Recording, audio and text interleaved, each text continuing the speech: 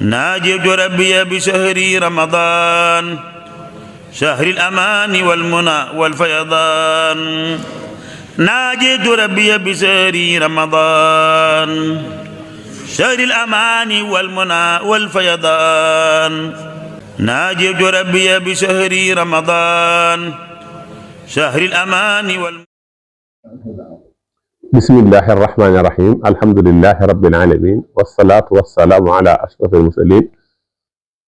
سيدنا ومولانا محمد الأمين وعلى آله وصحبه أجمعين maa ngi tàmbali samay kàddu ci tudd sama borom di wax bismillah di sant yàlla di julli di salmal ci ab yonantam ak ñoñam ak saxaabaam mboolem seen di nuyu mbokk ñu seetaan à travers BLD TV nuyu islam te mooy assalaamu aleykum wa rahmatullahi taala wa barakaatuh mu am mbégte ñëwaat ak yéen ci sunu naafila bi ñuy ànd ak yéen te di ko jëlee ci Qurratul Ayni ak Naylul Awtaar Sëriñ Suhaybu radiyallahu taala anhu nee na guddik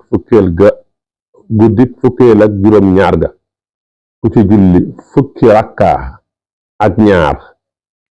lu ci ne fatiha benn yoon inna anzalnaahu ak qul huwa allahu lu ci ne ñaari yoon des na ko dugal tuyaaba ju toll ne limub te njëkk a gëm yàlla ba ka ko mujje gëm bu fekkee dafa tawatoon dana wér bu amee woon bor yàlla dana ko fay bu nekkoon ci njàqare dees na wuññi njàqareem te dees na ko musal ci sawara nii la ko waxee ca Naylul Awtaar wa aydan man salla fi laylati saabiata asharata min shahr ramadan isnatay ashrata rakatan yaqra'u fi kulli rak'atin al-fatihata marratan wa inna anzalnahu marratayni wa qul huwa allahu ahadun marratayni kaana lahu min al-ajri bi'adadi man amana billahi wal yawmil akhir min awlaadi sayyidi aadama alayhi salaam ila yawmi al-qiyamati wa in kaana maridan عافاه الله تبارك وتعالى وإن كان صاحب دين قضى الله تبارك وتعالى دينه وإن كان محسونا فرج الله تبارك وتعالى عنه حسنه وكتب له براءة من النيران kon nii la ko Sëriñ Suhaybu bi indee ci Qurratul Ayni indee ko ci Naylul Awtaar yàlla defal dégg ak topp